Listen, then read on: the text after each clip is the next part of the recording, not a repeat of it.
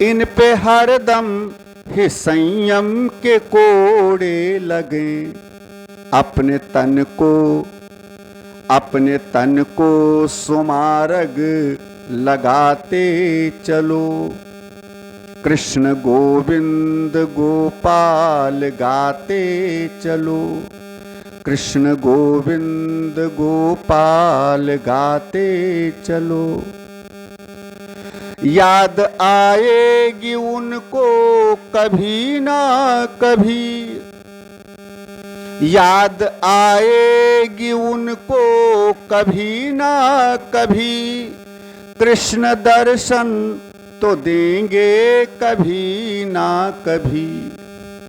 कृष्ण दर्शन तो देंगे कभी ना कभी। ऐसा विश्वास मन में जगाते चलो।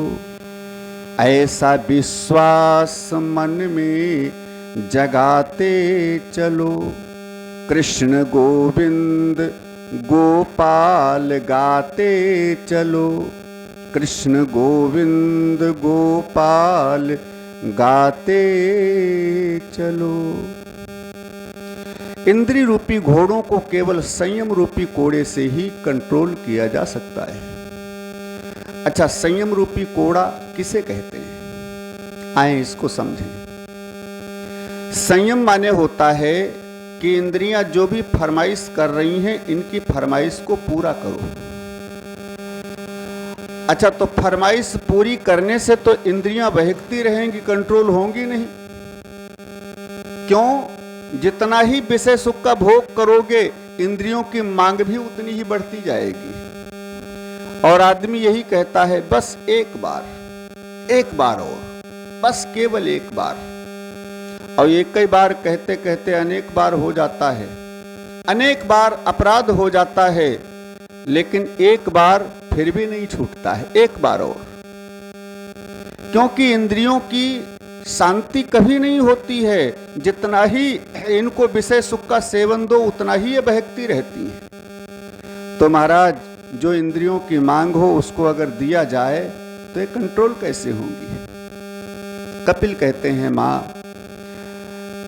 संयम माने होता है इंद्रियों की इच्छा पूरी करो, लेकिन कैसे पूरी करो? जिस तरीके से शास्त्र कहते हैं उस तरीके से। माने जैसे कान कह रहे हैं मुझे सुंदर संगीत सुनना है, तो सुनाओ मीराबाई के पद, कबीरदास के भजन, सूरदास के पद, ब्रह्मानंद के भजन। सुंदर संगीत भी सुनने को प्राप्त होगा और उस भजन में अच्छी बातें सुनेंगे, इससे मन भी नियंत्रित होगा, इंद्रियां भी कंट्रोल होंगी धीरे धीरे, और वो तुम्हारे व्यसन लग जाएगा वैसा अच्छा सुनने का। उलुल जुलुल गीत और संगीत मत सुनाओ। आंखें कहती हैं मुझे सुंदर दृश्य देखना है, सुंदर चित्र देखना है, तो उलुल जुलुल तस्वीरें मत दिखाओ। क्या दिखाओ? दिखाओ परमात्मा का चित्र देखो। अरे इनसे ज्यादा कौन सुंदर होगा? सारे संसार को सुंदर बनाने वाला स्वयं कितना सुंदर होगा। इतनी सुंदरता बांटने वाला, भाई बांटता तो वही है जिसके पास ज्यादा धन होता है। जिसके पास होगा नहीं कुछ, वो क्या बांटेगा? और बांटने के बाद भी उसके पास कम थोड़े पड़ जाता है। इसी प्रकार से भगवान सुंदरता सबको बांटते हैं। क्यों? ये सुंदरता के भंडार हैं, सुंदरता के समुद्र हैं, सुंदरता की खान हैं। भगत लोग कहते हैं कि नाम तुम्हारा तारनहारा, कब तेरा दर्शन होगा।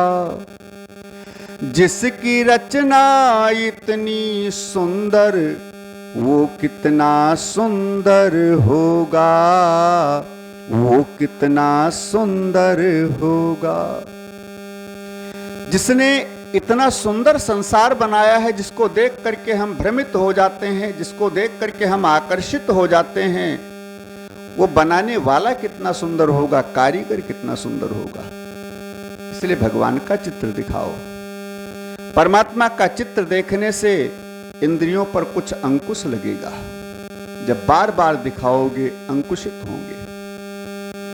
जीवा कहती है मुझे चटपटे पदार्थ खाने हैं, तो भगवान भी 56 प्रकार के व्यंजन का भोग लगाते हैं।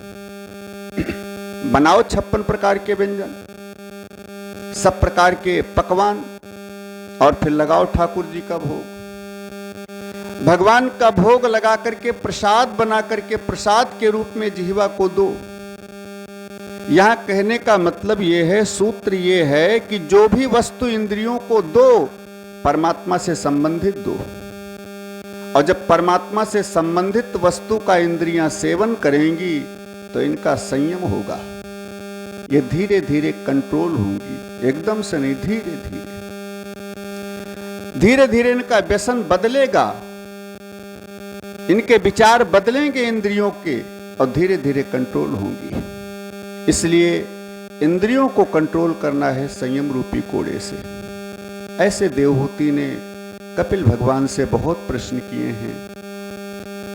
कपिल भगवान ने सारे प्रश्नों के उत्तर दिए हैं। अंत में ज्ञान और भक्ति का निरूपण करते हैं। मां, ज्ञान है बंदर के बच्चे के समान और भक्ति है बिल्ली के बच्चे के समान। बंदर का बच्चा मां के पेट से लिपटा रहता है। माता एक मकान से दूसरे मकान पर छलांग लगाती है, पेड़ की एक डाली से दूसरी डाली पर छलांग लगाती है। बच्चा पेट में अपने हाथों से मां के पेट को पकड़ करके लिपटा रहता है। उसमें माता का कोई अवलंब नहीं है, सहारा नहीं है, माता नहीं पकड़ती है। अगर छलांग लगाने में बच्चे का हाथ छूट जाए, बच्चा नीचे गिर जाए, मर जाए, तो माता का दोष नहीं है, क्योंकि माता तो सहारा दिए ही नहीं थी। बच्चे का स्वयं का सहारा होता है। ऐसे ज्ञानी लोग इस नियम के द्वारा हम भगवान को प्राप्त कर लेंगे, उस नियम के द्वारा, उस आचरण के द्वारा, उस विधि के द्वारा, उस कार्य के द्वारा, उस साधन के द्वारा हम भगवान को प्राप्त कर लेंगे। अपना बल होता है ज्ञान में, और उस बल में हम कभी कभी फिसल भी सकते हैं। उसमें भ्रष्ट होने का डर है ज्ञान में। लेकिन भक्ति बिल्ली के बच्चे के समान है। भक्ति में कोई खतरा नहीं है भ्रष्ट होने का। क्यों? भक्ति में भक्त को कोई अवलंब ही नहीं होता है अपना। उसमें तो केवल भगवान का सहारा। जैसे दोपहर में सुन रहे थे, ज्ञानी लोग, बैरागी लोग, साधक लोग तो सीढ़ी से चढ़ गए भगवान के पास, लेकिन भगत माने छोटा बच्चा नीचे खड़ा है। प्रभु हम तो नहीं चढ़ सकते, हम तो नहीं आ सकते। भगवान ने कहा तो कैसे मिलोगे? कहा प्रभु तुम ही नीचे आ जाओ, तुम ही नीचे उतर करके आ जाओ, हमसे मिल लो। भगत का कोई इसमें अवलंब नहीं होता है, भगवान का ही सहारा होता है, भगवान का ही भरोसा होता है। जैसे बिल्ली बच्चे को जन्म देती है, फिर एक स्थान से दूसरे सुरक्षित स्थान पर जब लेकर जाती है, तो जिन नुकीले दांतों से चूहा चबा जाती है बिल्ली, उन्हीं नुकीले दांतों से कस करके अपने बच्चे का गला पकड़ती है, लेकिन खरोच तक नहीं आती है बच्चे को। मां की ममता और प्यार में, दुलार में कितना प्रेम छलकता है। बिल्ली उन्हीं दांतों से बच्चे का गला पकड़ती है और एक स्थान से दूसरे स्थान पर लेकर जाती है। बच्चा भी निश्चिंत पड़ा रहता है। मां मेरे को वहीं लेकर जाएगी जहां पर सब प्रकार से मैं कुशल से रहूंगा, जहां सब प्रकार से मेरी सुरक्षा होगी। इसलिए बिल्ली का बच्चा भी शांत पड़ा रहता है। ऐसे ही भगत भी भगवान के भरोसे होता है। प्रभु मैं कोई साधन नहीं कर सकता, मैं कोई नियम नहीं कर सकता, बस आप प्रसन्न होकर कृपा कर दो, ये आपकी दयालुता है नाथ। यदि नाथ का नाम दयानिधि है, तो दया भी करेंगे कभी न कभी। यदि नाथ का नाम दयानिधि है, तो दया भी करेंगे कभी न कभी। दुख हारी हरि दुखिया जन की दुख टेर सुनेंगे कभी न कभी। प्रभु आप ही कृपा करो। इसलिए ज्ञान की अपेक्षा भक्ति ज्यादा श्रेष्ठ है। भक्ति में पतित होने का, भ्रष्ट होने का कोई खतरा नहीं है। 9 प्रकार की भक्ति बताई और कहते हैं मां, जब 9 प्रकार की भक्ति जीवन में पुष्ट हो जाती है, हमारे मन में, जीवन में उतर जाती है 9 प्रकार की भक्ति, फिर भी भजन करना बंद नहीं करता है जीव, तब 10वीं अवस्था को प्राप्त होता है। और जब 10वीं अवस्था को प्राप्त होता है तो सारा शरीर उसका पानी बन जाता है। जैसे देवहूति मैया 9धा भक्ति तो प्राप्त ही कर चुकी हैं। पीछे सुना है 9 कन्याओं का जन्म हुआ। अब भजन में जब तल्लीन होती हैं तो 10वीं अवस्था को प्राप्त किया माता देवहूति ने। पूरा शरीर पानी बन गया और सिद्धिदा नाम की नदी बन करके बहने लगी। कपिल भगवान ने माता देवहूति के पावन जल में आचमन किया, मज्जन किया, प्रणाम किया माता जी को और सीधे गंगा सागर क्षेत्र में चले गए।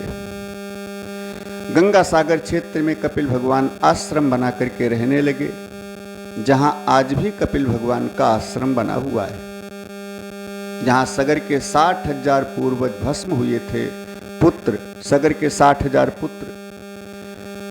भगीरथ जी गंगा जी लेकर आए थे। जहां समुद्र में गंगा जी मिली हैं, उसी को गंगा सागर क्षेत्र बोलते हैं, तीर्थ बोलते हैं। उसी गंगा सागर तीर्थ में कपिल भगवान का आश्रम है।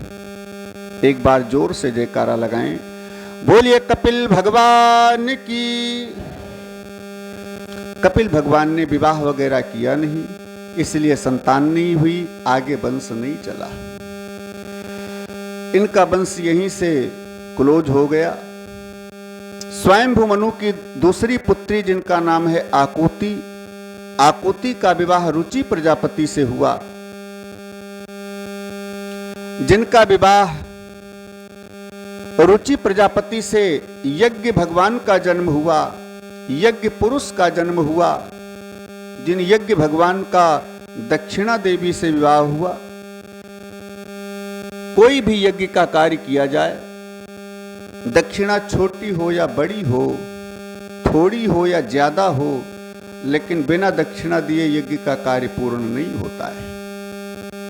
क्योंकि बिना पत्नी के यज्ञ पूर्ण नहीं होता है। इसलिए यज्ञ भगवान की पत्नी दक्षिणा देवी साथ में होती हैं, तब यज्ञ पूर्ण होता है। स्वयंभू मनु की तीसरी पुत्री है जिनका नाम है प्रसूति मैया। प्रसूति का विवाह राजा दक्ष से हुआ। जिन दक्ष ने प्रसूति के गर्भ से 16 कन्याओं को जन्म दिया, 16 कन्याओं को प्रकट किया। इन 16 कन्याओं में 13 कन्याएं कश्यप ऋषि को ब्याही गईं। 14वीं पुत्री जिनका नाम है स्वाहा देवी अग्नि देवता को ब्याही गईं।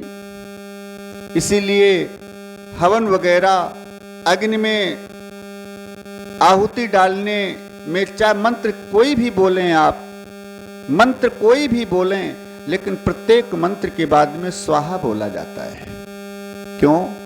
बिना पत्नी के यज्ञ पूरी नहीं होती है। अग्नि में आहुति देने के लिए उनकी पत्नी का स्मरण तो करना ही पड़ेगा, इसलिए स्वाहा बोला जाता है। दक्ष की 15वीं पुत्री है जिनका नाम है स्वधा देवी। स्वधा देवी का विवाह पितरों के साथ हुआ, इसलिए पितरों के प्रत्येक कार्य में मंत्र कोई भी बोला जाए पितरों का, लेकिन स्वधा बोला जाता है। जयंती मंगला काली भद्र काली कपालिनी दुर्गा क्षमा शिवा धात्री स्वाहा स्वधा नमोस्तुते। ये सब महामाई के स्वरूप है। 15वीं पुत्री स्वधा का विवाह पितरों से हुआ और 16वीं पुत्री जिनका नाम हुआ माता सती, सती का विवाह भगवान शंकर से हुआ। तृतीय स्कंद का विश्राम होता है। चतुर्थ स्कंद का प्रारंभ होता है। माता सती का विवाह भगवान शिव से हुआ है चतुर्थ स्कंद में। माता सती से कोई संतान नहीं हो पाई। क्यों? ये पति की बात पर भरोसा नहीं करती है, विश्वास नहीं करती है। भगवान शिव की बात पर इनको विश्वास नहीं है। और जहां विश्वास होता है वहीं पर फल की प्राप्ति होती है। बिना विश्वास के फल की प्राप्ति संभव नहीं है। पुत्र माने फल। माता सती से संतान नहीं हुई क्योंकि थोड़े ही दिन में सती जी का और शिव जी का अलगाव हो गया, बिछोह हो गया, वियोग हो गया। सब जानते हैं, कथा रामचरितमानस में विस्तृत है, भागवत जी में तो नहीं है। सती जी ने भगवान राम की परीक्षा लिया, भगवान शंकर ने सती जी को छोड़ दिया, सीता जी बनी थी। ऐसे इधर दक्ष ने यज्ञ किया, जिस यज्ञ में शिव जी को निमंत्रण नहीं दिया क्योंकि दक्ष और शिव का विरोध हो चुका था। निमंत्रण नहीं दिया, लेकिन सती जी को जब पता चला, सती जी ने जाने का आग्रह किया। भगवान शिव ने बार बार मना किया, सती जी नहीं मानी। शिव जी ने कहा जाओ। सती जी आई दक्ष की यज्ञ में। शिव जी का भाग नहीं देखा, शिव विहीन यज्ञ देखा। सती जी क्रोध में भर गई, बहुत बुरा भला पिताजी को कहा और योगाग्नि से अपने शरीर को भस्म कर दिया। वही सती दूसरे जन्म में माता पार्वती बनी और पुनः शिव जी का मिलन हुआ। बोलिए गौरी शंकर भगवान की। शिव जी का मिलन हुआ, तब इनके 2 संतानों का जन्म हुआ। एक खडानंद जी, दूसरे गणेश जी। बोलिए खडानंद भगवान की, गणेश भगवान की। 2 पुत्रों का जन्म हुआ। यहां एक बड़ा सुंदर सूत्र बताते हैं सुखदेव जी। माता पार्वती हैं श्रद्धा और भगवान शंकर हैं विश्वास। भवानी शंकरो वंदे श्रद्धा विश्वास रूपिणौ याभ्याम विना न पश्यन्ति सिद्धाः स्वान्तस्थमीश्वरम्। पार्वती जी श्रद्धा हैं, भगवान शंकर विश्वास है। जब श्रद्धा और विश्वास दोनों मन के अंदर पुष्ट होते हैं तब 2 पुत्र होते हैं, खडानंद जी, गणेश जी। इनका भाव क्या है पहले ये समझें कि जहां श्रद्धा होती है वहीं विश्वास होता है, जहां विश्वास होता है वहीं श्रद्धा होती है। दोनों को पुष्ट करना मन के अंदर आवश्यक है। अकेली श्रद्धा बिना विश्वास के, अगर बिना विश्वास के अकेली श्रद्धा है तो श्रद्धा को जलना पड़ेगा, और बिना श्रद्धा के विश्वास अगर अकेला है तो उसे भटकना पड़ेगा।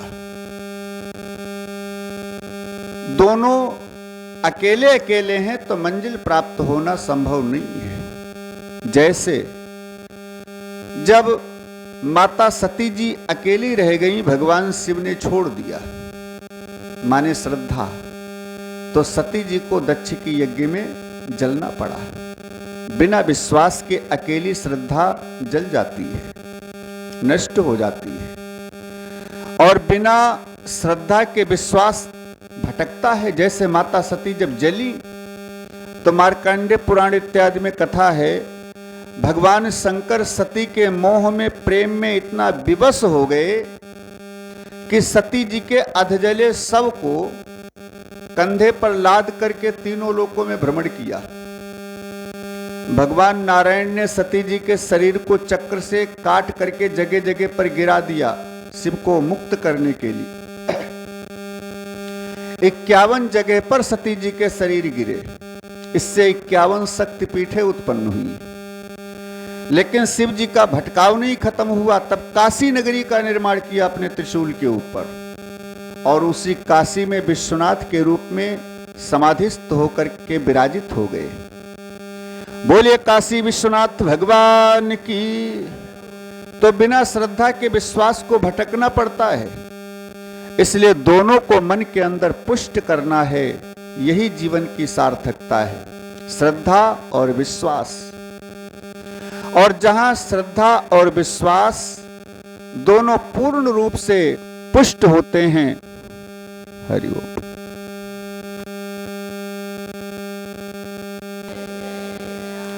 बोलिए श्री सीताराम भगवान की जय हो। श्रीमद्भागवत महापुराण की जय हो। बात चल रही थी, जहां श्रद्धा होती है, जहां विश्वास मन के अंदर पुष्ट होता है, जीवन में उतरते हैं दोनों, तब कर्मयोग का जन्म होता है। कर्मयोग माने भगवान शिव जी के बड़े पुत्र जिनका नाम है खडानन, एक कर्मयोग का प्रतीक है। कर्मयोग किसे कहते हैं, आए थोड़े से शब्दों में इसको समझ लें। गीता में भगवान कृष्ण बार बार कहते हैं कि कर्म करो, कर्म करो, फल की कामना मत करो, फल की इच्छा मत करो, क्योंकि कर्म ही जीवन में प्रधान है। कर्म प्रधान विश्व करी राखा, जो जस कीन सो तस फल चाखा। लेकिन कर्म क्या है, इसको समझना है।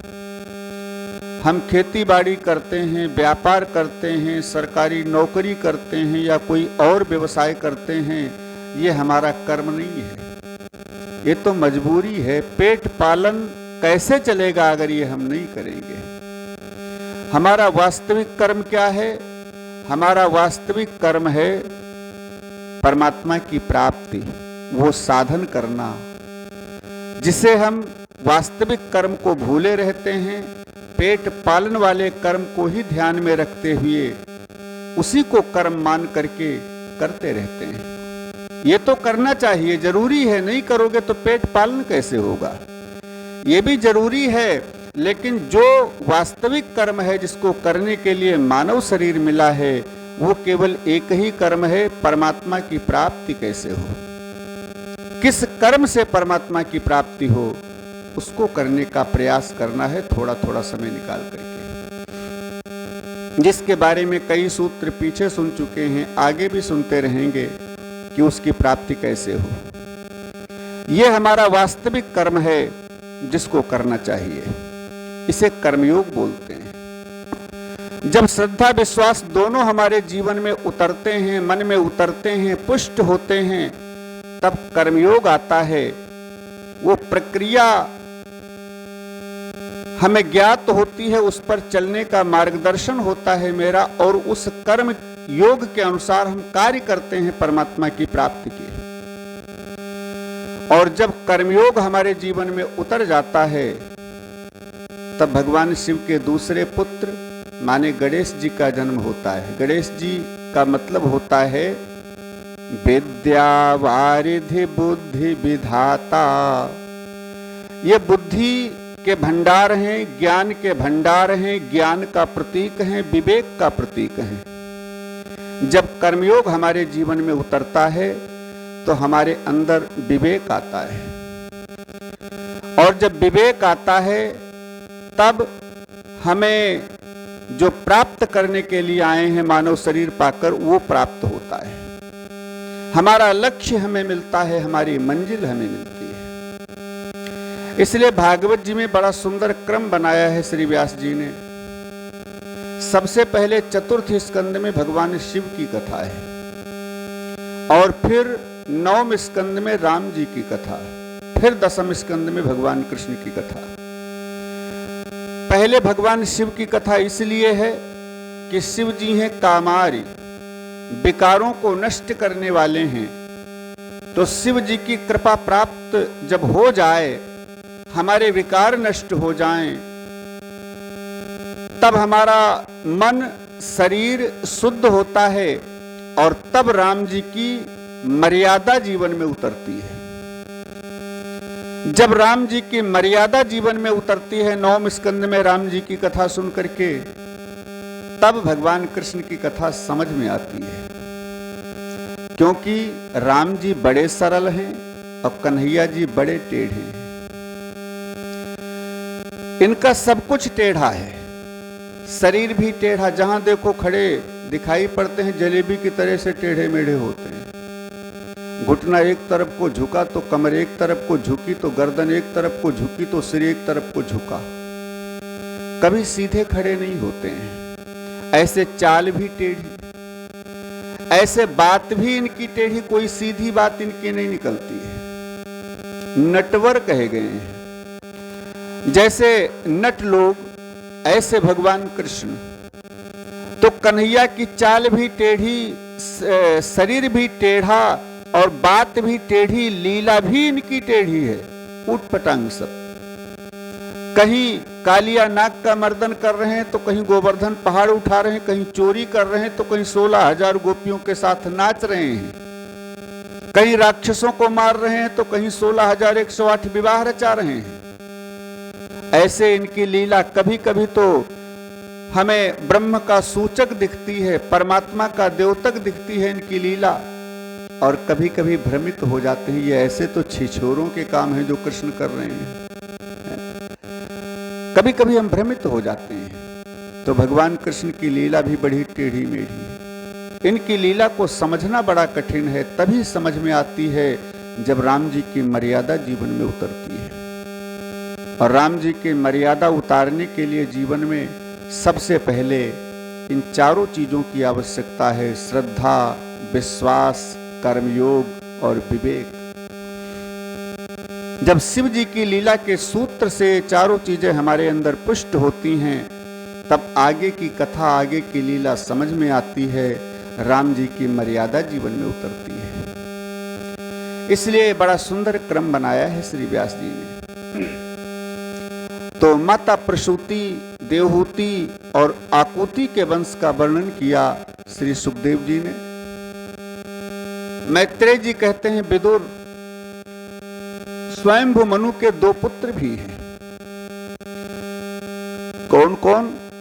प्रियव्रतो तान पादौ सतरूपा पते सुतौ वासुदेवस्य कलयाम रक्षायाम जगतः स्थितौ। प्रियव्रत उत्तानपाद, उत्तानपाद बड़े हैं, प्रियव्रत छोटे हैं। इसलिए उत्तानपाद को गद्दी का अधिकारी बना करके स्वयंभू मनु शत्रुपा के साथ नैमिष क्षेत्र में जाकर के तपस्या में लीन हो गए। उत्तानपाद के 2 ब्याह हुए, सुनीति और सुरुचि। यहां सुखदेव जी संकेत करते हैं कि दुनिया में जितने भी पुरुष हैं, स्त्री हैं, सब उत्तानपाद हैं और सबके 2 पत्नियां हैं। अच्छा, उत्तानपाद कैसे हैं? कहते हैं कि उत ऊर्ध्व पादौ गए का। बोलिए सच्चिदानंद भगवान की। अच्छा ध्यान दें, उत ऊर्ध्व पादौ यस्य सा उत्तानपादा, जिसके पैर ऊपर हो, सिर नीचे हो, वही उत्तानपाद है। अच्छा, तो सिर नीचे पैर ऊपर कब होता है? सुखदेव जी कहते हैं गर्भ के अंदर जब बच्चा होता है तो उल्टा होता है, उसका सिर नीचे होता है, पैर ऊपर होते हैं। उसकी संज्ञा होती है उत्तानपाद की। गर्भ के अंदर से सब उत्तानपाद बन करके बाहर आते हैं, यहां आकर के हम सीधे हो जाते हैं।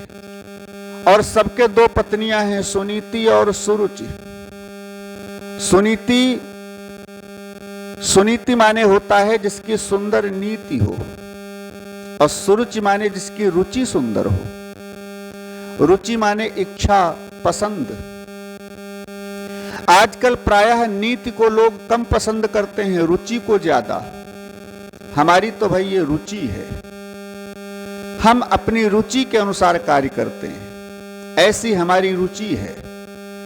अच्छा समझें थोड़ा, जैसे कोई बड़ा अधिकारी है उस बड़े अधिकारी के पास हमारा करोड़ों का काम अटका हुआ है, जरा सा उसके सिग्नेचर बन जाए तो करोड़ों का मेरा काम फाइनल हो जाए, लेकिन वो सिग्नेचर नहीं कर रहा। तो 50 लाख रुपए की सूटकेस लेकर के हम उसके पास पहुंच गए। साहब, केवल सिग्नेचर बनाना है इस कागज के ऊपर, सिग्नेचर बना दो, ये 50 लाख की सूटकेस तुम्हारी। अब यहां सुनीति और सुरुचि में लड़ाई शुरू हो गई साहब जी के अंदर।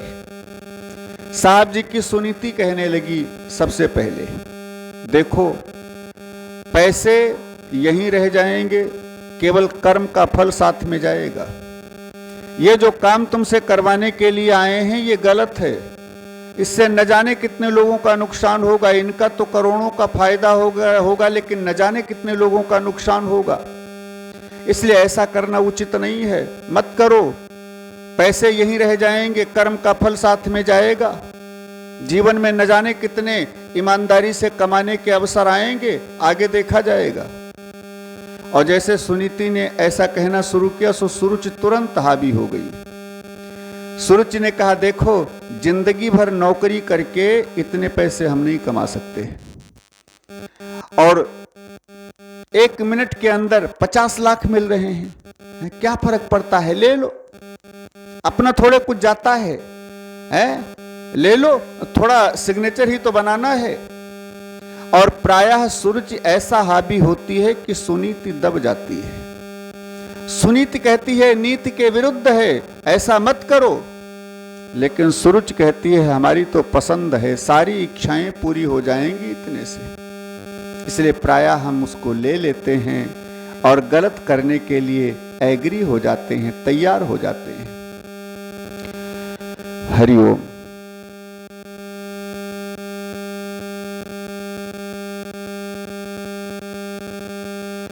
एग्री हो जाते हैं, परिणाम क्या होता है, हमारे कर्म विकृत हो जाते हैं, बिगड़ जाते हैं, पतन की ओर हम चले जाते हैं। इसलिए सुखदेव जी सावधान करते हैं कि हमेशा सुरुचि से सावधान रहो, सुनीति के ही पक्ष में चलने का प्रयास करो, क्योंकि सुनीति से जो पुत्र होता है उसका नाम होता है ध्रुव।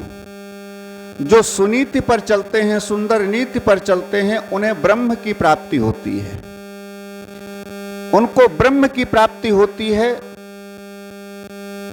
ब्रह्म माने ध्रुव, ध्रुव माने ब्रह्म, क्योंकि ध्रुव माने होता है अटल, और अटल तो केवल एक ही है, ब्रह्म, परमात्मा। बाकी सब टलने वाले हैं, कोई नहीं रहेगा। आया है सो जाएगा, राजा रंक फकीर, एक पाल की चढ़ी चले, कोई बंधा जात जंजीर। केवल ब्रह्म ही एक अटल है, बाकी सब टलने वाले हैं। ध्रुव माने अटल, अटल है केवल एक ब्रह्म, तो ध्रुव का अर्थ ब्रह्म। तो जो सुनीति पर चलते हैं, सुंदर नीति के मार्ग पर चलते हैं, उन्हें ब्रह्म की प्राप्ति होती है, परमात्मा की प्राप्ति होती है।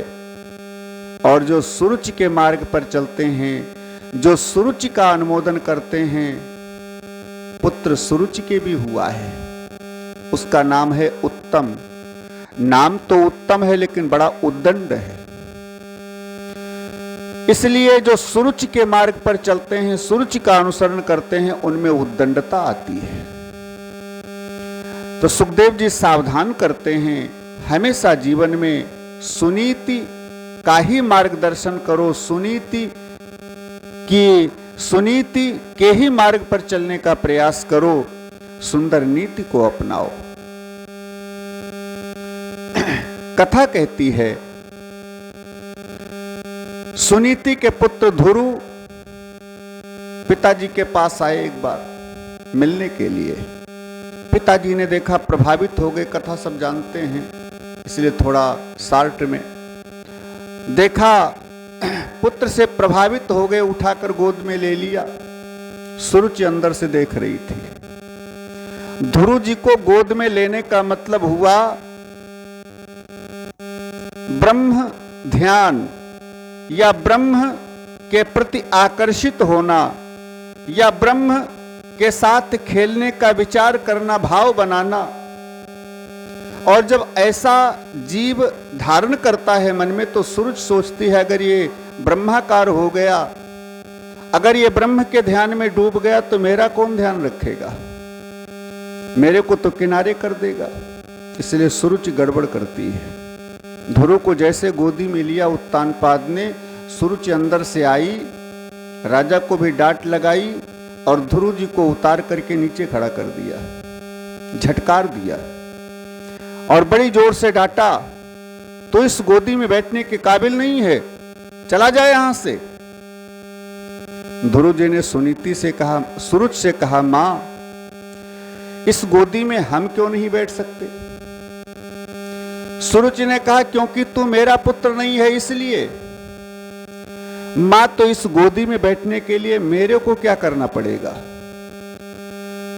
सूरज ने कहा, ध्रुव अगर इस गोदी में तेरे को बैठना है तो तुमको मेरी कोख से जन्म लेना पड़ेगा। ये धुआं कहां से आ रहा है? अब पंखा ने धुआं आ रहा है।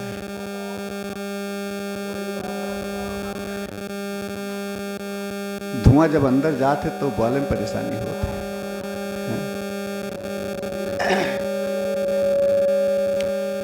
बोलिए सद्गुरुदेव भगवान की जय।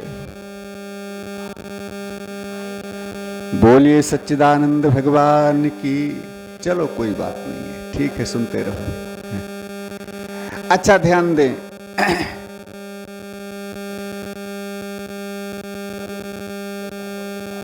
कोई बात नहीं, कोई बात। ध्रुव जी ने पूछा, मां इनकी गोद में बैठने के लिए मेरे को करना क्या पड़ेगा? कौन सा साधन करूं जो इनकी गोद में ले पिताजी की मेरे को? सूरज ने कहा, देखो ध्रुव, अगर पिताजी की गोद में बैठना है तो तुमको सबसे पहले तपस्या करना पड़ेगा। तपस्या करके भगवान को प्रसन्न करना पड़ेगा। जब भगवान प्रसन्न हो जाएं, प्रकट हो जाएं, वरदान मांगने के लिए कहें तो उनसे यही वरदान मांगना है कि सूरज के गर्भ से मेरा जन्म हो, और जब मेरे गर्भ से तुम्हारा जन्म होगा तब इस गद्दी पर बैठ सकता है, वैसे नहीं, क्योंकि मेरा ही पुत्र इस गद्दी पर बैठ सकता है। यहां सुखदेव जी कहते हैं, परीक्षित सूरज कितनी मंद बुद्धि है। सूरज साधन से छोटा बना दिया है साध्य को, और साध्य से बड़ा कर दिया है साधन को। जैसे हमें कहीं जाना है तो जिस साधन के ऊपर हम चढ़कर जाएंगे, जब तक उस साधन पर हम रहेंगे तब तक उस साधन का महत्व है। और जब साधन से चल करके हम साध्य तक पहुंच जाएंगे, जब साध्य तक पहुंच जाएंगे तो साध्य तक पहुंचने के बाद फिर साधन का मतलब नहीं रह जाता, फिर साधन का महत्व नहीं रह जाता। फिर साधन का चिंतन करना बेकार है। हम किस वाहन से आए, जीप से आए, कार से आए, मोटरसाइकिल से आए, साइकिल से आए, पैदल आए, कितनी मुसीबत से आए, कैसे दुख उठाते आए, ये सब चिंतन करना व्यर्थ है। क्यों? साध्य की प्राप्ति हो गई तो साधन का चिंतन क्या करना? साधन का चिंतन तो तब तक करना चाहिए जब तक साध्य की प्राप्ति न हो। तो तपस्या है साधन और साध्य है परमात्मा। तपस्या रूपी साधन के द्वारा साध्य रूपी परमात्मा को प्राप्त कर लेना। लेकिन यहां सूरज ने भगवान को साधन बना दिया और अपने गर्भ को साध्य बना दिया। सूरज कहती है, भगवान के द्वारा वरदान प्राप्त करके तू मेरे गर्भ में आए मेरा पुत्र बनकर के प्रकट हो, जन्म ले, तब इस गद्दी पर बैठेगा, वैसे नहीं। जबकि सूत्र ये कहता है कि भगवान को प्राप्त करने के बाद फिर कोई दोबारा गर्भ में जाने के लिए क्यों कामना करेगा, फिर उस नरक में जाने के लिए कोई कामना क्यों करेगा। लेकिन सुनीति ऐसा कह रही है, क्योंकि जो सुरुचि के भाव में रहते हैं उनके विचार ऐसे ही होते हैं, उनके विचार ऐसे ही विकृत होते हैं। सुरुचि ने फटकारा ध्रुव को, ध्रुव वहां से चले, रोते हुए माता सुनीति के पास आए। मातुः सपत्न्यः सदुरोक्ति विद्धः स्वसन्रुखा दण्डहतो यथाहि हित्वा मिषन्तं पितरं सन्नवाचं जगाम मातुः प्ररुदन सकाशम। माता जी के व्यंग वचन बाण से विद्ध होकर के ध्रुव जी रोते हुए माता सुनीति के पास आए। सुनीति से सारी बात बताई। सुनीति ध्रुव जी से कहती है, बेटा तुम्हारी विमाता सुरुचि ने बिल्कुल सही कहा है कि जो मार्ग मैं तेरे को नहीं बता पाई, जो परिचय मैं तुम्हारे को नहीं करवा पाई, वो परिचय, वो मार्ग तुम्हारी सौतेली माता ने बता दिया। जैसे मैं तो तुम्हारे पिता का ही परिचय नहीं करवा पाई तुमसे, लेकिन तुम्हारी विमाता ने परम पिता को प्राप्त करने का मार्गदर्शन कर दिया। जो जगत पिता है, परम पिता है, सबका पिता है, उस पिता को पाने का मार्गदर्शन किया, तपस्या करने का संकेत किया। बेटा तुम्हारी विमाता सौतेली माता धन्य है, उसके बताए हुए मार्ग का अनुसरण करना चाहिए।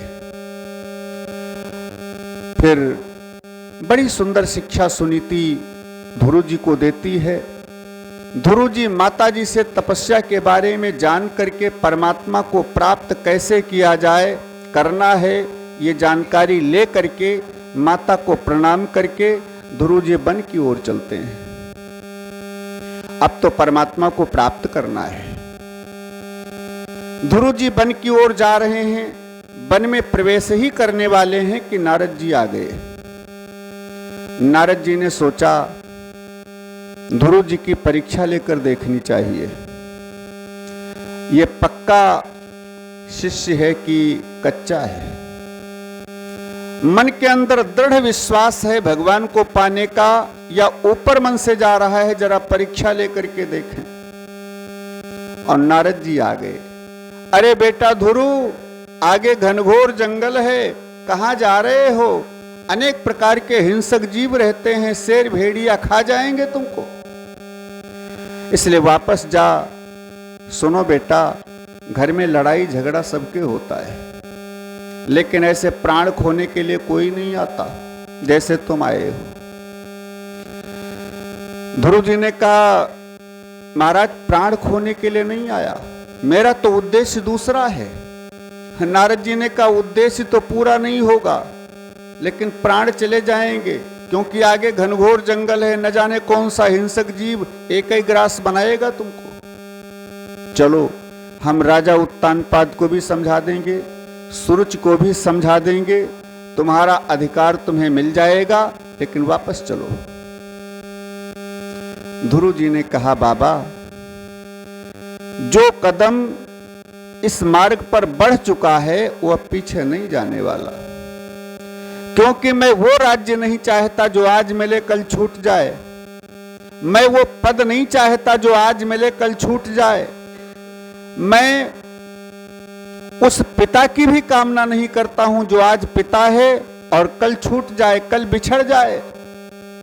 मैं तो ऐसे पद, पिता, रिश्तेदारी और प्रतिष्ठा की कामना करता हूं जो एक बार मिले तो कभी छूटे ना। राम का नाम लेकर जो मर जाएंगे, वो अमर नाम दुनिया में कर जाएंगे, वो अमर नाम दुनिया में कर जाएंगे। इसलिए बाबा मेरी तो प्रतिज्ञा अटल है, वापस नहीं होने वाला। नारद जी ने बहुत प्रकार से समझाया ध्रुव को, लेकिन ध्रुव कहते हैं ना बाबा, मैं तो अब बिना परमात्मा को प्राप्त किए प्राण भले चले जाएं, लेकिन वापस नहीं होने वाला। नारद जी समझ गए पक्का चेला है, इसके अंदर भक्ति दृढ़ है। इसलिए नारद जी ने 12 अक्षर मंत्र की दीक्षा दिया, क्योंकि बिना दीक्षा के कोई भी पूजा, कोई भी तपस्या आप करें, इसका फल नहीं मिलता है।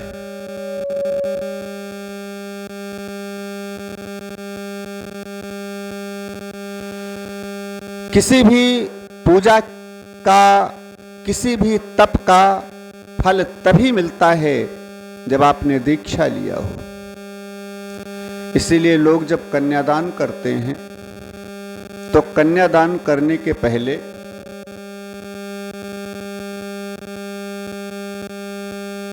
दीक्षा जरूर लेते हैं। क्यों? कन्यादान का भी फल बिना दीक्षा लिए हुए आप अगर कर रहे हैं कन्यादान, तो फल प्राप्त नहीं होता है।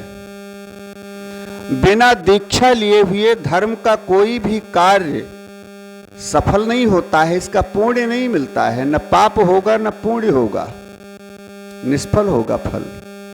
इसलिए नारद जी ने सबसे पहले दीक्षा दिया, 12 अक्षर मंत्र की दीक्षा दिया और फिर शिक्षा दिया, बेटा तुम यहां से सीधे वृंदावन जाओ। वृंदावन में जो मधुबन है, वहां पर यमुना के किनारे भगवान का ध्यान करना, तुम्हें परमात्मा अवश्य मिलेंगे। नारद जी तो चले गए। ध्रुव जी यमुना के किनारे आए वृंदावन में, एक पैर के एक अंगूठे पर खड़े होकर के फिर भगवान का ध्यान करने लगे। साधन को, तपस्या को धीरे धीरे बढ़ाना चाहिए। अगर एकदम से नियम बना लिया कि हम तो तभी उठेंगे जब मेरे को परमात्मा मिल जाएंगे, तो बीच में तुम्हारा ध्यान, तुम्हारी साधना टूट सकती है। क्योंकि उतनी कठिन साधना, शरीर में दर्द होना शुरू हो जाएगा तो आप बैठ ही नहीं पाएंगे। इसलिए ध्रुव जी ने धीरे धीरे साधना को बढ़ाना शुरू किया। हम सबको भी कोई साधना करनी है तो धीरे धीरे बढ़ाओ। आज आधा घंटा, कल 35 मिनट, परसों 40 मिनट, फिर 45 मिनट, ऐसे धीरे धीरे बढ़ाने का प्रयास करो।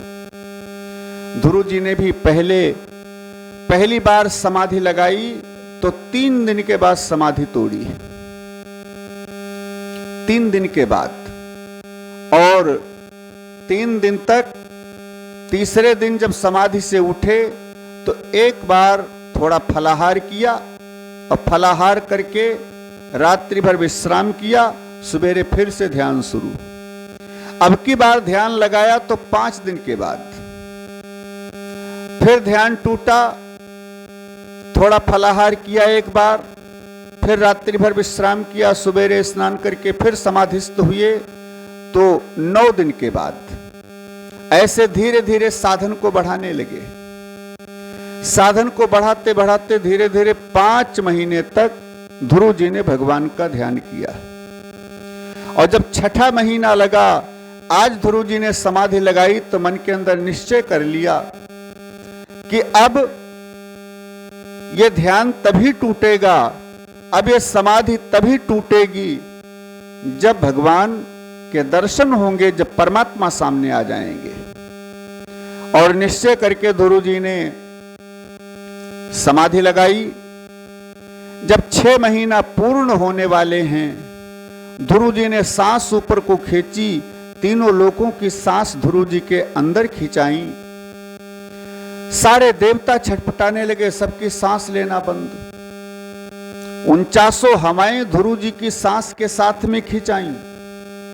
कहते हैं परमात्मा के भक्त की शक्ति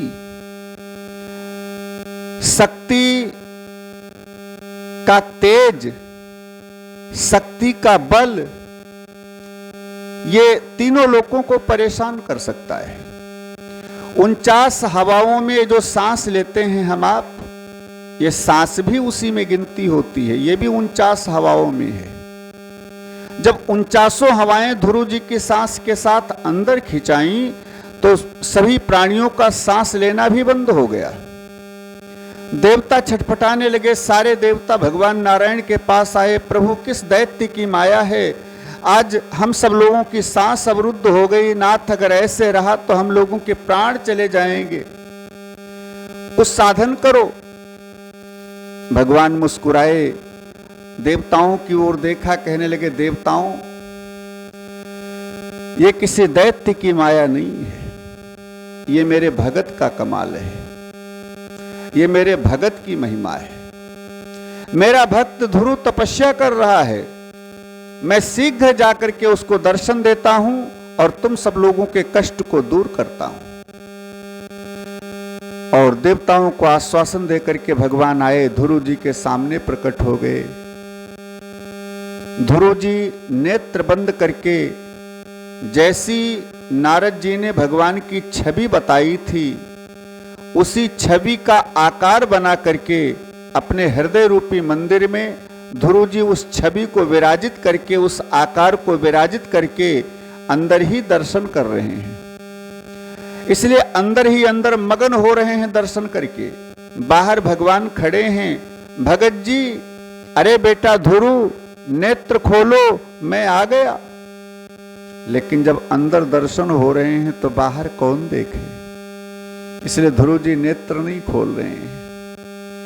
भगवान ने सोचा अंदर वाली मूर्ति जब तक अंतर ध्यान नहीं होगी तब तक ध्रुव जी नेत्र नहीं खोलेंगे।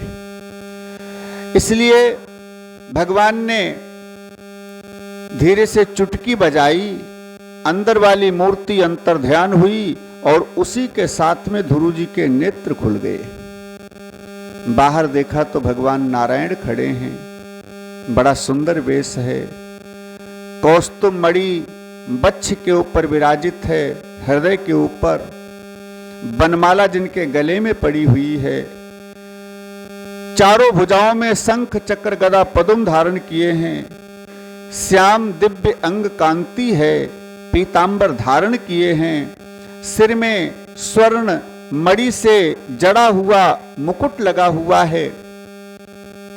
ऐसी भगवान की छवि देख करके ध्रुव जी हाथ जोड़े खड़े हैं, बोलते कुछ नहीं है, क्योंकि 5 साल की अवस्था है, अबोध बालक हैं, कोई ज्ञान नहीं है। बोले क्या?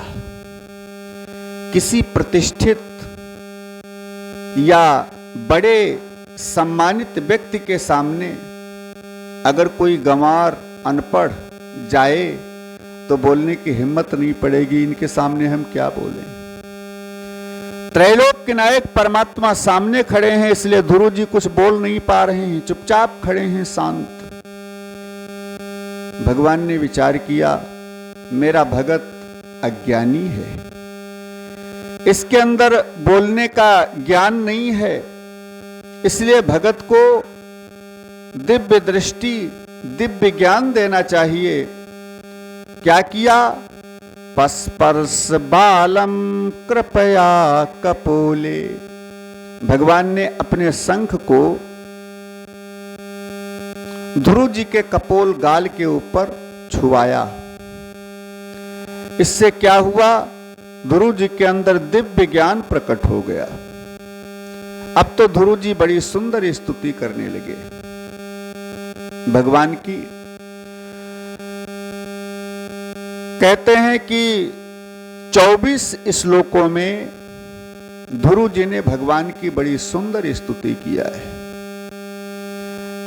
कहते हैं, प्रभु आपने मेरी सोई हुई वाणी को, मेरे सोए हुए ज्ञान को जगा दिया। ये आपकी कृपा है नाथ। मैं समझ गया कि हम पढ़ाई पढ़ने के लिए जाते हैं, ये तो नाटक मात्र है। आपकी कृपा हो जाए तो बिना पढ़े संपूर्ण ज्ञान अपने आप जागृत हो सकता है, हो जाता है, क्योंकि सारा ज्ञान अपने अंदर भरा हुआ है। कहते हैं कबीर दास किसी विद्यालय में, किसी स्कूल में पढ़ने के लिए नहीं गए हैं। कबीर दास तो कहते हैं कि पढ़ाई के नाम पर हमने कागज कलम कुछ छुआ ही नहीं है। मसी कागज छुयो नहीं, कलम गही नहीं हाथ। लेकिन ऐसे ऐसे शब्दों को लिख दिया है जिन शब्दों के उत्तर पीएचडी वाले ढूंढे नहीं पाते हैं। अरे विदेशों में जिन शब्दों के ऊपर रिसर्च हो रहा है, रिसर्च चल रहा है, क्यों? कबीरदास के अंदर तो सारा ज्ञान अपने आप जागृत हुआ है।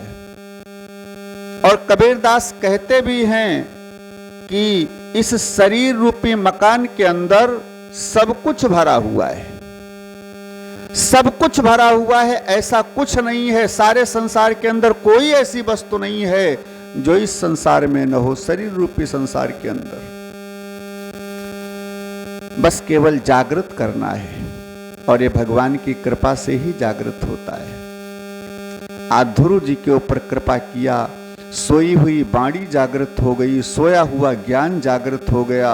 ध्रुव जी कहते हैं प्रभु आपकी कृपा हो जाए तो क्या नहीं हो सकता है, अपने आप सब कुछ प्रकट हो सकता है। ब्रह्मा जी को ज्ञान भगवान ने दिया। किसी ने कहा पढ़ाया होगा बैठाल करके ब्रह्मा जी को गुरु शिष्य परंपरा के अनुसार, तो कहा पढ़ाया नहीं है। ब्रह्मा जी के हृदय में अपने आप चारों वेद प्रकट हो गए, अपने आप चारों वेदों का ज्ञान प्रकट हो गया ब्रह्मा जी के अंदर। तेने ब्रह्म हृदय या आदि कवये, पढ़ाया नहीं।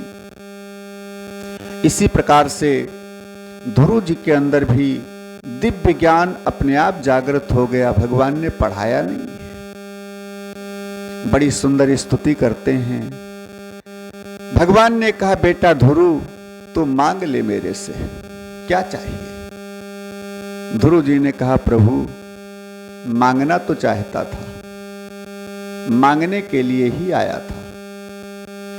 ध्रुव सगला निज प्यो हरि नाऊ, तो पावा अचल अनुपम ठाऊ।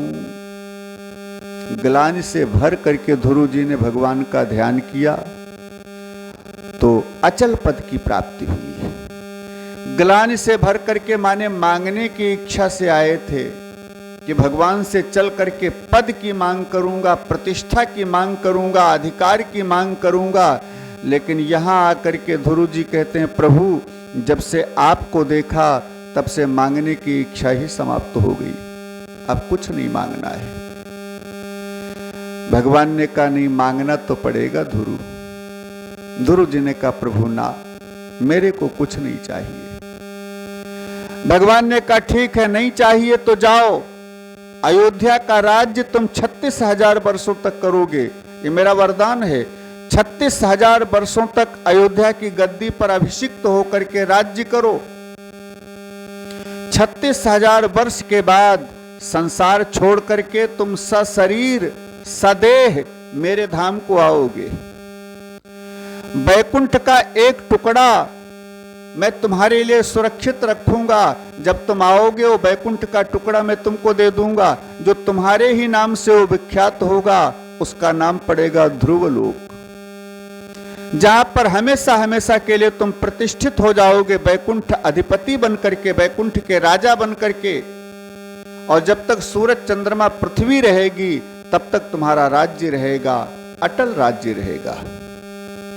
जैसे आज भी ध्रुव जी विद्यमान है अपने ध्रुवलोक में।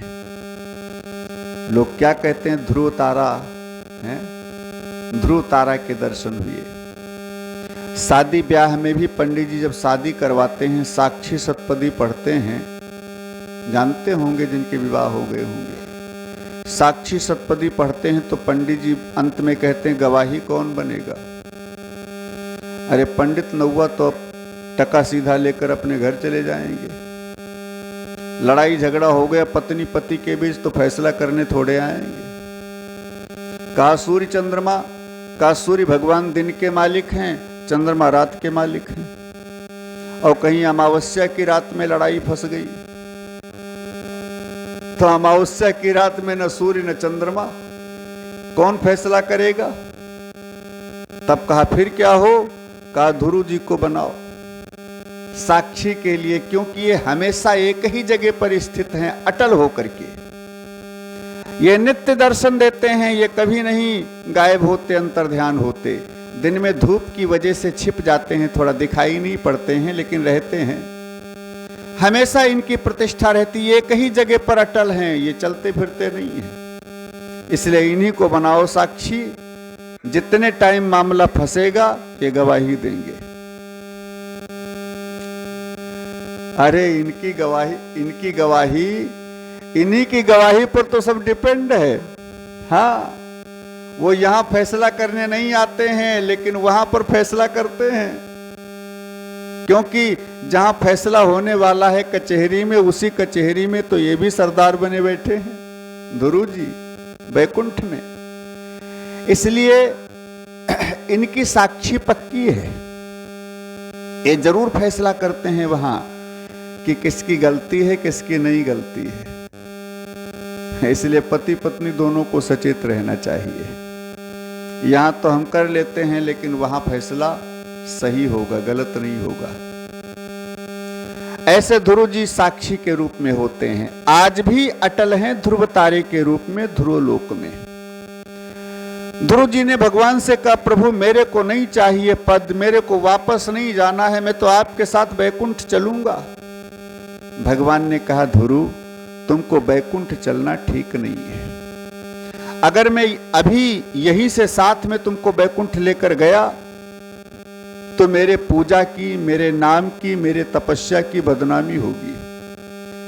लोग यही कहेंगे कि भगवान वगैरह थोड़े कोई हैं, वो ध्रुव तपस्या करने गया था, किसी शेर भेड़िया ने मार कर खा लिया होगा। ये कोई थोड़े जानेगा भगवान लिए चले गए बैकुंठ। सब मेरा ही दोष करेंगे कि भगवान आते थोड़े हैं, हाँ वो शेर भेड़िया ने मार कर खा लिया होगा, वो अब कहां बैठा है। तो मेरे नाम की बदनामी होगी, मेरी भक्ति कलंकित होगी ध्रुव, इसलिए तुमको अयोध्या जाना ठीक है, ताकि सब जाने कि जो परमात्मा के नाम पर कदम आगे बढ़ाते हैं भगवान उसे अवश्य मिलते हैं। ये सारी दुनिया जाने, इसलिए तुम अयोध्या जाओ। 36,000 वर्षों तक राज्य करने के बाद तुम आओगे मेरे पास। भगवान अंतर ध्यान हो गए, ध्रुव वहां से अयोध्या आए। उत्तानपाद ने सुना तो स्वागत के लिए मंत्रियों के साथ, ब्राह्मणों के साथ ध्रुव जी का स्वागत करने आए। सुरुचि तो आरती की थाली लिए आगे आगे दौड़ती जा रही है। किसी ने सुरुच से पूछा तुम कहां जा रही हो? तुम्ही ने तो फटकारा था, तुम्ही ने तो भगाया था ध्रुव जी को जंगल। कहां जा रही हो? सुरुच ने कहा वो मेरा पुत्र आया है ना, मेरा पुत्र ध्रुव, उसी का स्वागत करने जा रही हूं। सुखदेव जी कहते हैं कि एक कई साधे सब सधें और सब साधे सब जाएं। अगर परमात्मा मेरे साथ है, परमात्मा मेरे साथ है तो सारी दुनिया मेरे साथ है, और परमात्मा ने साथ छोड़ दिया तो कोई मेरे साथ नहीं रहेगा। है? माने जब तक ईश्वर का अंश हमारे अंदर विद्यमान है, बैठा हुआ है, तब तक सब हमसे प्रेम करते हैं। हमारा बच्चा भी प्रेम करता है, पत्नी भी प्रेम करते हैं, इष्ट मित्र भी प्रेम करते हैं। और जिस दिन ईश्वर ने साथ छोड़ दिया हमारा, उस दिन बेटा भी दुश्मन, पत्नी भी दुश्मन। जल्दी निकालो बाहर, जल्दी जलाओ इनको, नहीं तो सड़ जाएंगे, दुर्गंध आनी शुरू हो जाएगी। है? ईश्वर जब तक अपने साथ है तब तक सारी दुनिया अपनी है। जिस दिन ईश्वर ने साथ छोड़ दिया कोई अपना नहीं रह जाएगा। ध्रुव जी को जब परमात्मा मिल गए तो जिसने अपमान किया था ऐसी अपमान करने वाली माता सुरुचि आरती उतारने के लिए आगे आगे आ रही है, मेरा पुत्र ध्रुव। और पहले कह रही थी तुमको मेरी कोख से जन्म लेना पड़ेगा इस गद्दी पर बैठने के लिए।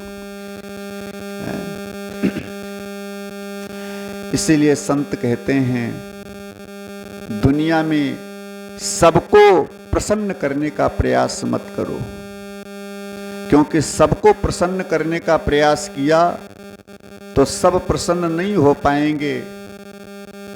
इसलिए एक को प्रसन्न करने का प्रयास करो, केवल ईश्वर को।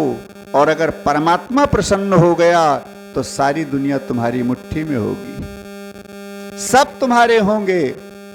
इसलिए केवल ईश्वर को प्रसन्न करने का प्रयास करो हमेशा।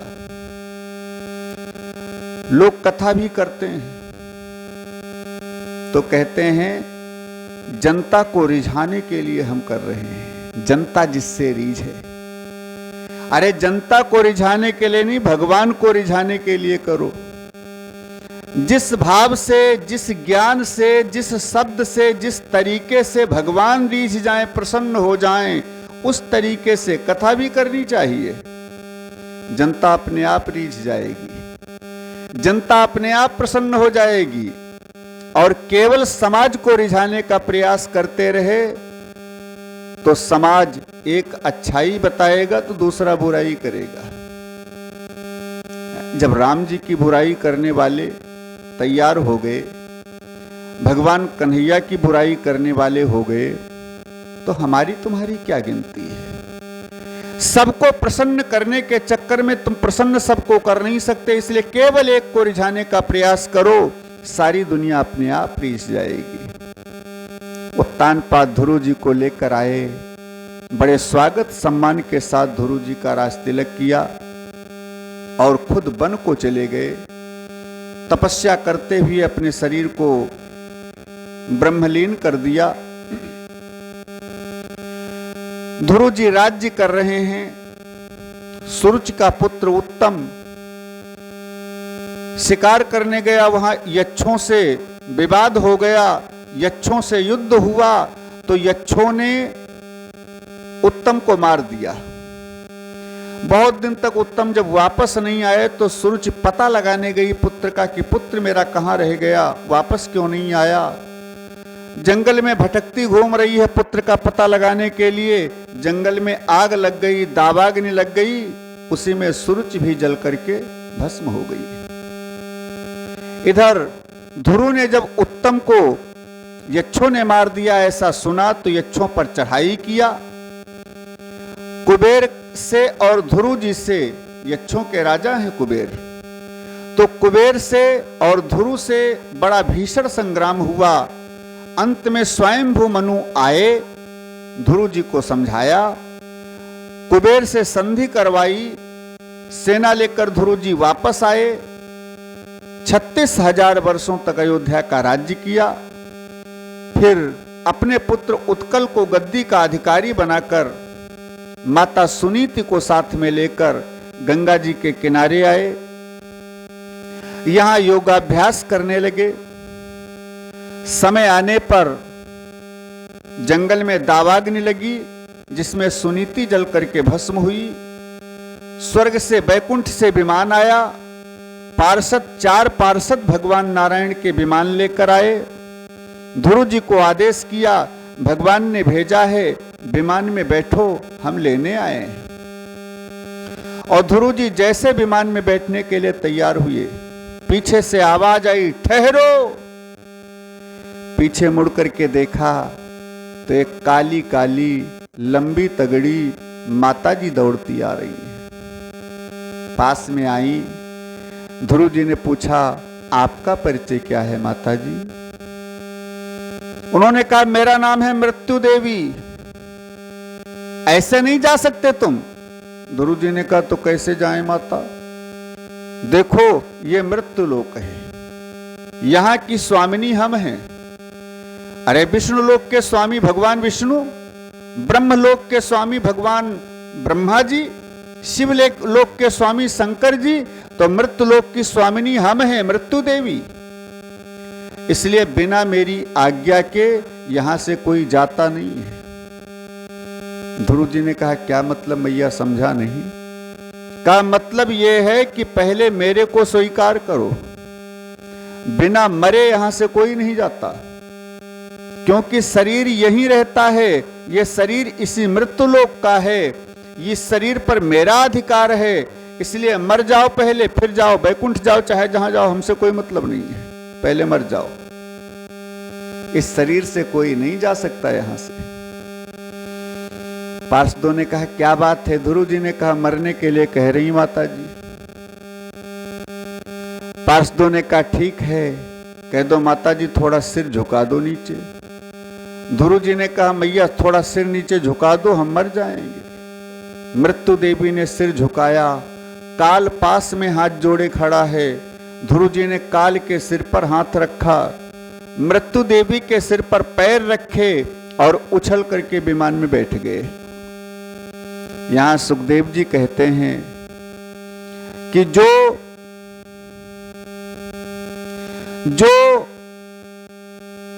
भगवान के भगत होते हैं उनके सामने मृत्यु देवी सिर झुकाकर खड़ी रहती हैं, काल हाथ जोड़े सिर झुकाए खड़ा रहता है, बाल बांका नहीं होता, और सशरीर सदेह बैकुंठ को प्रस्थान किया है ध्रुव ने।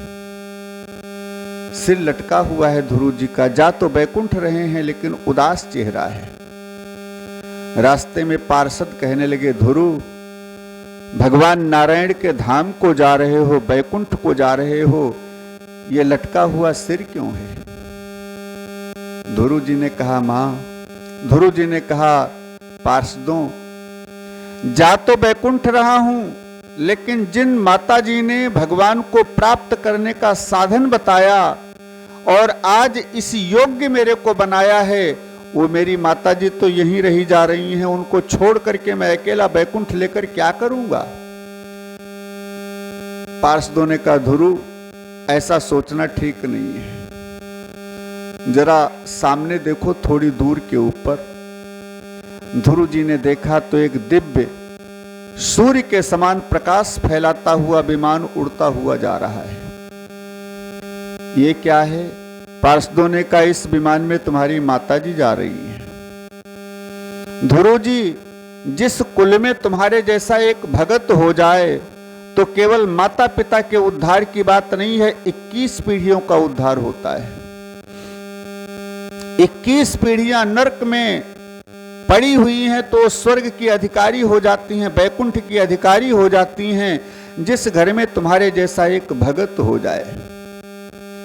इसलिए भागवत शिक्षा देती है, अपने पुत्र को भी भगत बनाने का प्रयास करो। भगत बनने का मतलब है गृहस्थी से अलग नहीं होगा।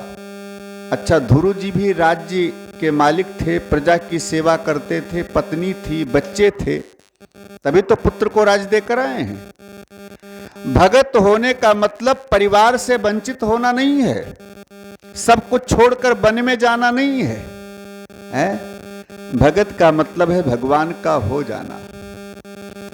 और ऐसी शिक्षा दे करके बच्चों को भक्ति की ओर प्रेरित करना चाहिए, अग्रसर करना चाहिए, भागवत जी की शिक्षा है।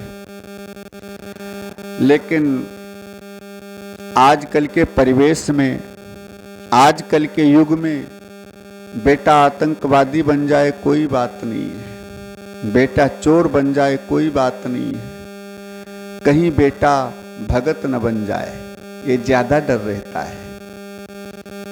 भगत न बन जाए, क्यों? भगत बन गया तो ठीक नहीं रहेगा। जबकि हमारे शास्त्र ग्रंथ सब यही शिक्षा देते हैं, एक भगत घर में हो जाए तो 21 पीढ़ियों का उद्धार होता है। ध्रुव जी बैकुंठ गए, ध्रुव लोक में प्रतिष्ठित होकर के हमेशा हमेशा के लिए ध्रुव लोक में प्रतिष्ठित हो गए, जो आज भी विद्यमान है। बोलिए ध्रुव जी महाराज की, भक्त वत्सल भगवान की।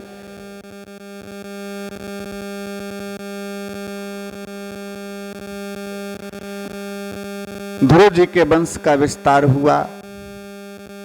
ध्रुव जी के पुत्र उत्कल और इन्हीं के वंश में आगे चल करके एक राजा हुए जिनका नाम पड़ा अंग।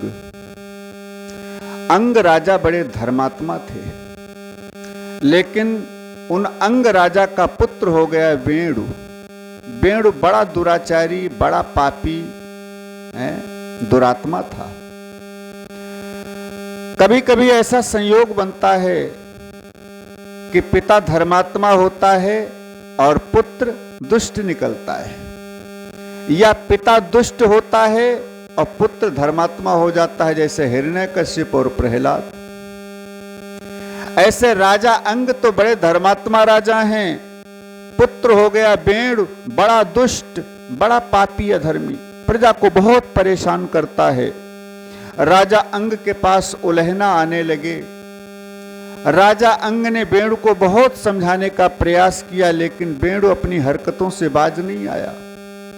कर्म इसके ठीक नहीं हुए तो राजा अंग पुत्र से दुखी होकर के राज्य का परित्याग किया और राज्य के अंदर ही एक गुफा में छिप करके बैठ गए, भगवान का ध्यान करने लगे। राजा अंग जब गुफा में छिपकर बैठ गए, भगवान का ध्यान करने लगे, मंत्रियों ने सोचा कि राजा कहां चले गए। बहुत ढूंढने का प्रयास किया, लेकिन राजा नहीं मिले। क्यों? मंत्री लोग बाहर बाहर ढूंढ रहे हैं, राजा अंग छिपे बैठे हैं अंदर ही, राज्य की ही एक गुफा में, लेकिन राज्य के अंदर कोई ढूंढता नहीं है, राज्य के बाहर क्षेत्र में ढूंढ रहे हैं, इसलिए अंग नहीं मिले। यहां एक शिक्षा समझें। शिक्षा क्या शिक्षा है? अंग का मतलब है अपना शरीर। अंग माने शरीर होता है, अंग माने अपना शरीर। अपना शरीर कौन है? जो अंदर वाला शरीर है, बाहर वाला नहीं। अपना वास्तव, ये बाहर वाला तो मकान है, ये बदलता रहता है, कभी कुछ बन जाता है, कभी कुछ बन जाता है। अब की जन्म में ये है, मरने के बाद दूसरा जन्म होगा, न जाने कौन सा मॉडल बन जाए, इसलिए ये बदलता रहता है, ये वास्तविक नहीं है। जो अपना अंग है वास्तव में वो अंदर वाला है, जो अंदर वाला शरीर है, ईश्वर अंश। तो जो अंग हैं माने अपना शरीर अंदर वाला, वो राज्य की ही एक गुफा में छुपा बैठा है। माने इसी राज्य की सीमा में, इसके अंदर ही छिपा बैठा है, लेकिन उसको ढूंढने के लिए हम सब बाहर न जाने कहां कहां ढूंढते रहते हैं, सर्वत्र ढूंढते रहते हैं, लेकिन वो नहीं मिलता है। कभी अयोध्या जाते हैं, कभी मथुरा जाते हैं, कभी काशी जाते हैं, कभी वृंदावन जाते हैं ढूंढने के लिए। मोको कहाँ ढूंढे रे बंदे, मैं तो तेरे पास में, मोको कहाँ ढूंढे रे बंदे।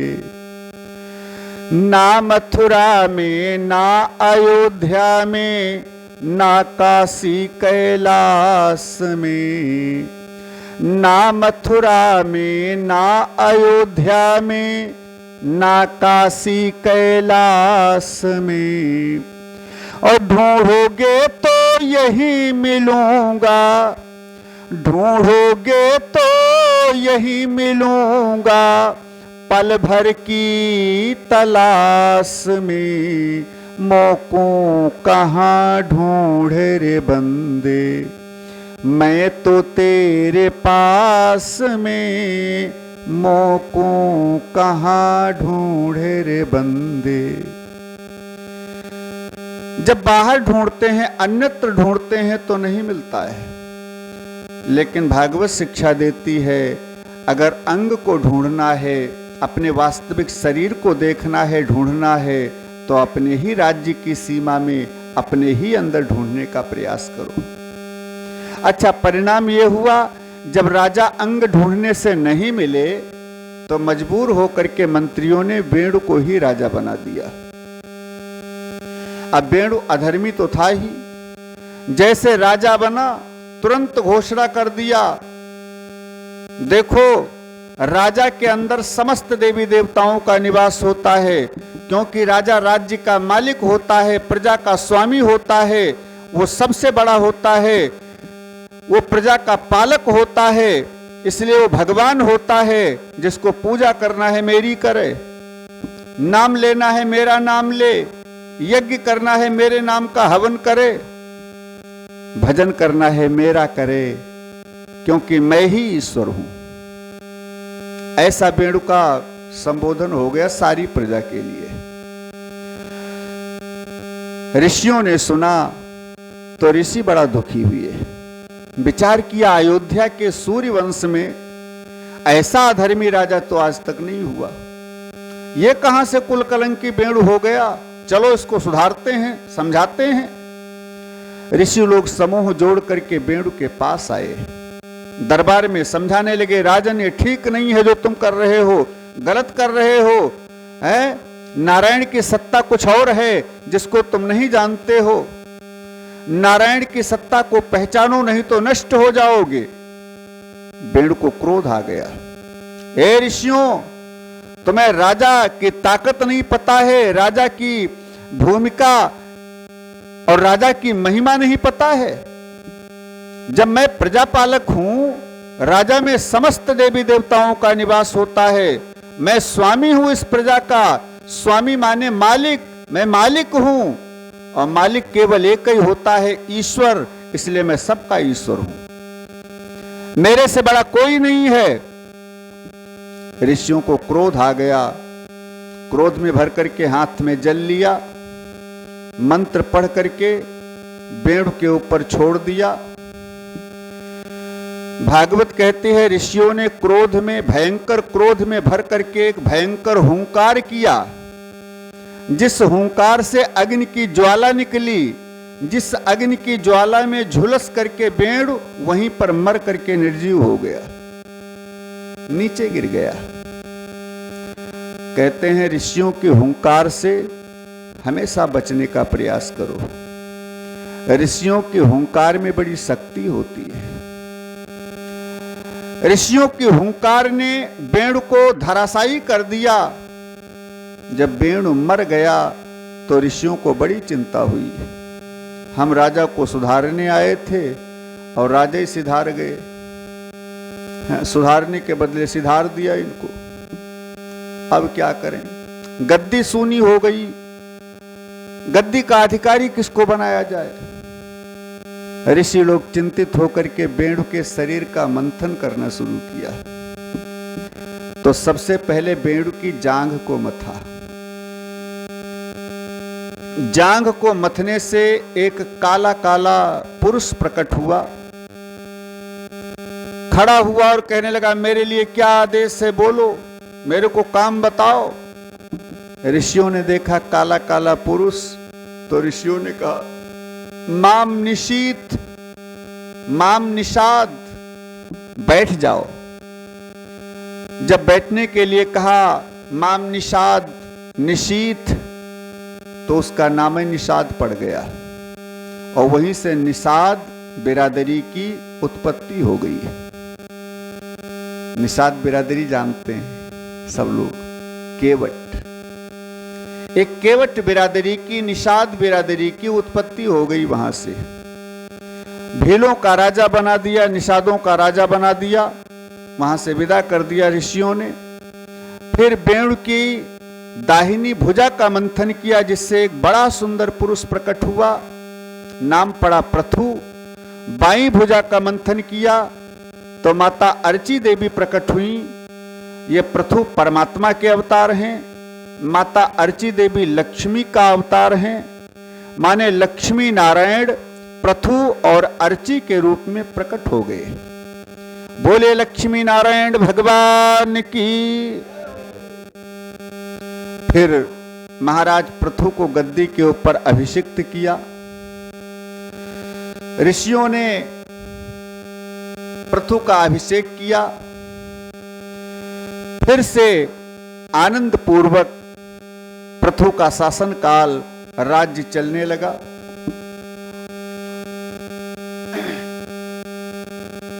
जब वेणु का अधिकार चल रहा था तो वेणु के पाप कर्म से दुखी होकर के पृथ्वी मैया ने अन्न के बीजों को चुरा लिया था, अन्न इत्यादि को चुरा लिया था, अपने में छिपा लिया था, इसलिए अन्न इत्यादि पैदा नहीं होता था, अकाल पड़ गया था। और जब राजा पृथु शासन करने लगे तो सारी प्रजा त्राहि त्राहि करती आई, पृथु से अपना दुखड़ा बताया, महाराज अन्न इत्यादि पैदा नहीं हो रहे हैं, बीज ही नहीं है, इसलिए फसल बोई कैसे जाए। राजा पृथु ने पृथ्वी को मारने के लिए अपना धनुष बाण उठाया।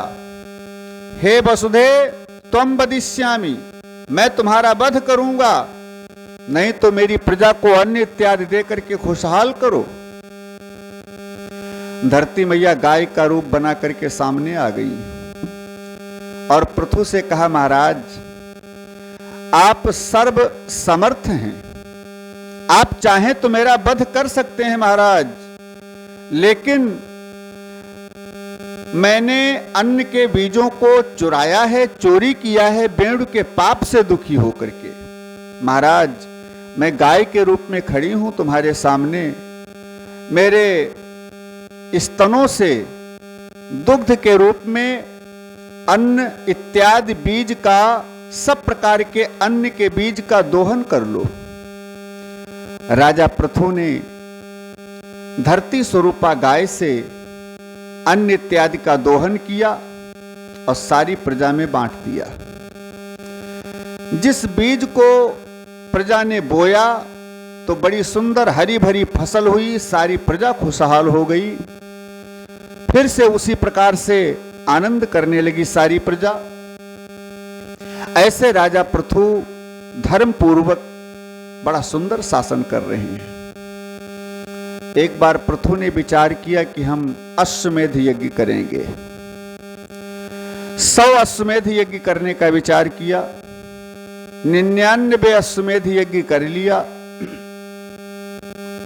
100वीं जब करने वाले थे तो इंद्र ने यज्ञ के घोड़े को चुरा लिया, क्योंकि जो सब यज्ञ करता है अश्वमेध यज्ञ वो शतक्रतु बन जाता है, और जो शतक्रतु बनता है वही इंद्र के पद का अधिकारी होता है। इंद्र ने सोचा कि पृथु अगर शतक्रतु बन गए तो कहीं मेरा पद न ले लें, इंद्र ये स्वर्ग का पद न ले लें। जब भी कोई धर्म का कार्य चरम सीमा पर पहुंचा देता है अपना, तो इंद्र को बड़ी चिंता हो जाती है। कोई तपस्या करे, विशेष तपस्या करे तो इंद्र को चिंता, मेरा इंद्रासन न ले ले। इसीलिए तुलसीदास जी इंद्र के लिए लिखते हैं कि सुख हाड़ले भाग सठ स्वान निरख मृगराज। जैसे कोई कुत्ता एक सूखी हड्डी को चबा रहा हो, बड़ा स्वाद आता है कुत्ते को। वो हड्डी जब मुंह के अंदर गड़ती है तो उसी का रक्त निकलता है। वो खून नमकीन नमकीन जब मुंह में लगता है तो कुत्ता समझता है हड्डी का स्वाद आ रहा है। हाँ, इसलिए खूब चबाता रहता है। इतने में कुत्ते ने देखा कि शेर आ रहा है, और जब शेर को देखा तो कुत्ते ने सोचा कहीं ये मेरी हड्डी न छीन ले, इसलिए वो हड्डी लेकर भागा शेर को देख करके। अरे शेर कहीं हड्डी छीनेगा? सूख हाड़ ले भाग सठ। कौन सठ? स्वान माने कुत्ता। क्यों भागा? निरख मृगराज। मृगराज माने शेर। शेर को देख करके भागा कुत्ता। ऐसे ही इंद्र जब किसी को तपस्या करते हुए या श्रेष्ठ पूजा करते हुए जब देखता है तो सोचता है कहीं मेरा इंद्रासन ले ले। अरे जो तपस्या करके चरम सीमा पर पहुंच जाएगा, भक्ति की श्रेष्ठ उन्नति की सीमा पर पहुंच जाएगा, तो स्वर्ग की कामना क्यों करेगा? क्योंकि स्वर्ग माने 5 स्टार होटल, 7 स्टार होटल है। वहां गए, जब तक तुम्हारे अकाउंट में पैसा है और पैसा वहां देते रहे, तब तक बड़ी सेवा होगी। जो चाहोगे सो मिलेगा उस होटल में। और जिस दिन अकाउंट खत्म, तुम्हारा पैसा देना बंद, तो जो तुम्हारी सेवा करता था वहां का वेटर, नौकर, वही तुम्हारी सामान उठाकर बाहर फेंक देगा कमरे के। निकलो बाहर, जाओ। ऐसे ही स्वर्ग, जो तुमने यहां पर पुण्य रूपी धन अर्जित किया है, उस पुण्य रूपी धन को वहां पर दोगे। जब तक वो पुण्य रूपी धन तुम्हारे पास चलेगा, तब तक स्वर्ग के अंदर आनंद करोगे, सारे सुख वैभव मिलेंगे स्वर्ग के अंदर।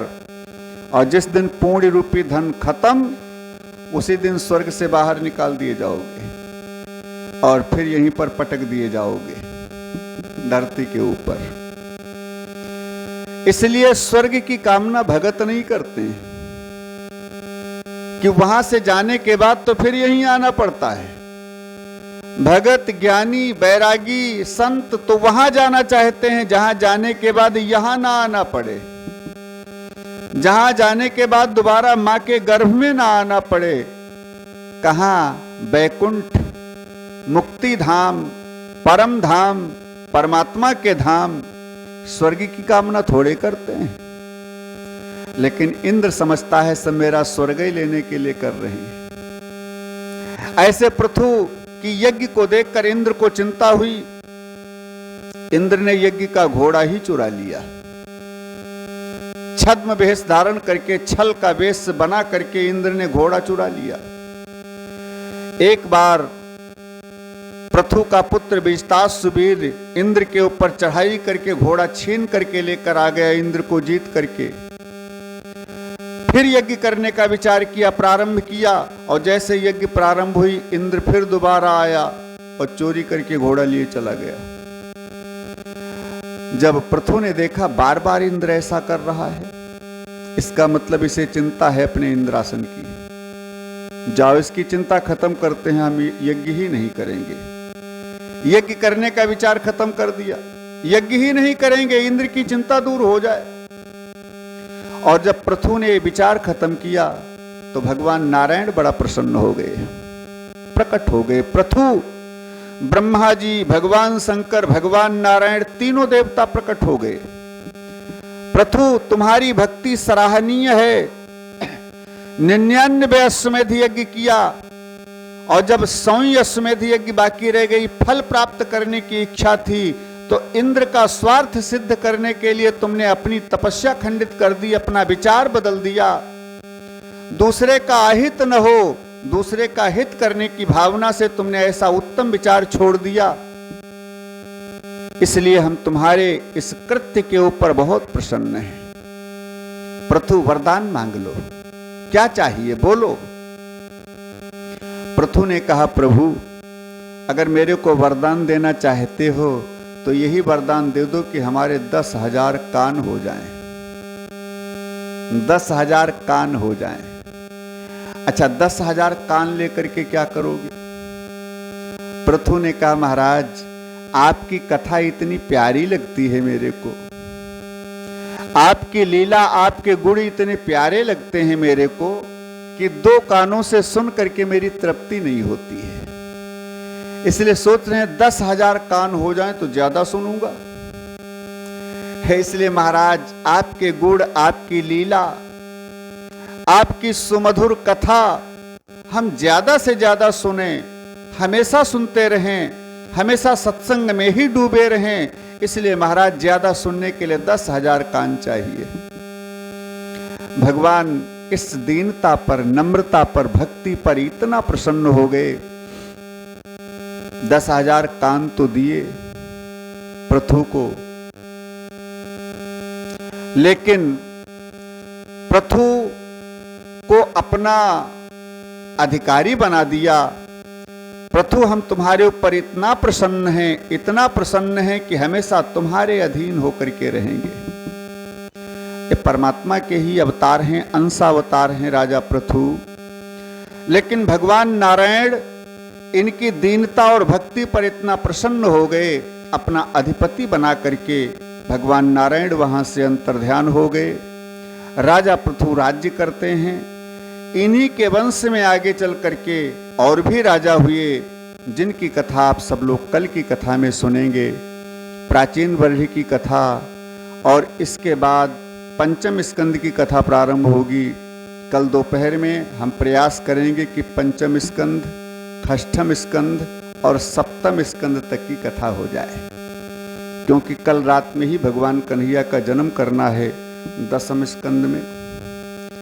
और हम कथा लगभग सब पूरी करने का प्रयास करते हैं। भले सार रूप में कथा हो, भले सूक्ष्म कथा हो, लेकिन कोई कथा छूटने हम नहीं देते हैं, ये मेरा प्रयास रहता है। इसलिए सारे स्कंद की कथा आप लोग सुनेंगे। तो कल रात्रि में भगवान कन्हैया का प्राकट्य, उनका जन्म होगा। कल रात्रि की कथा में ज़्यादा से ज़्यादा लोग आने का प्रयास करेंगे और भगवान कन्हैया के प्राकट्य समारोह में सम्मिलित होने का प्रयास करेंगे।